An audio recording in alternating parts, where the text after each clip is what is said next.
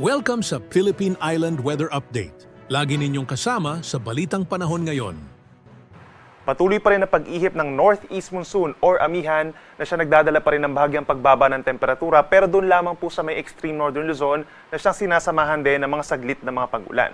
Habang dito sa natitirang bahagi ng bansa, andyan pa rin ang mainit at maalinsangan na panahon dahil pa rin yan sa easterlies o yung hangin po galing sa Pacific Ocean na siyang sinasamahan din ng mga saglit na ulan at mga thunderstorms, kagaya na lamang dito sa bahagi po ng Western Mindanao at Eastern Visayas.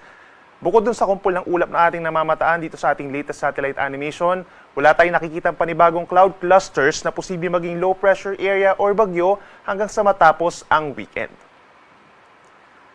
Ngayong araw, asahan pa rin po ang makulimlim na panahon sa may Batanes and Babuyan Islands. Sasamahan din yan ng mahina hanggang katamtamang mga ulan at mga isolated thunderstorms. Epekto po yan ng amihan or northeast monsoon. So make sure po na meron tayong dalang payong. Habang sa natitirang bahagi ng Luzon, kabilang ang Metro Manila, andyan pa rin ang halos katulad na weather conditions as yesterday, madalas maaraw sa umaga hanggang sa tanghali, pero pagsapit ng hapon hanggang gabi, bahagyang maulap hanggang maulap ang kalangitan, lalo na sa may eastern sections ng Luzon na siyang sinasamahan lamang ng pulu-pulong mga paulan or pagkidlat-pagkulog. Temperature natin sa Metro Manila at mga kalapit na lugar sa Central Luzon and Calabarzon, magiging mainit sa tanghali hanggang 34 degrees Celsius, habang sa Baguio naman nananatiling malamig hanggang 25 degrees Celsius. Sa ating mga kababayan sa malaking bahagi ng Palawan, Visayas, and Mindanao, andyan pa rin po ang bahagyang maulap hanggang minsan maulap na kalangitan.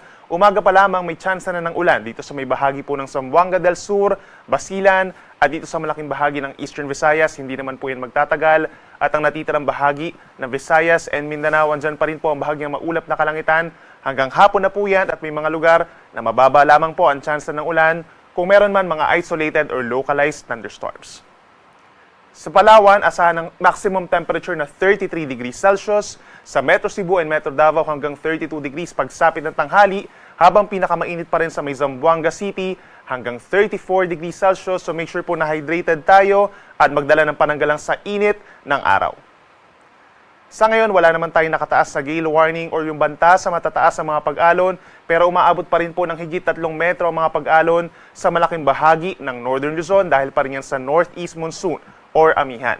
Sa natitirang baybayin ng ating bansa, Southern Luzon down to Mindanao, kalahating metro hanggang 1 metro ang taas sa mga pag-alon sa malayong parte po ng karagatan, pero posible pa rin umabot sa 2 kalahati kapag meron tayong mga thunderstorms. And possible po tomorrow, magkaroon muli tayo ng gale warning sa extreme Northern Luzon.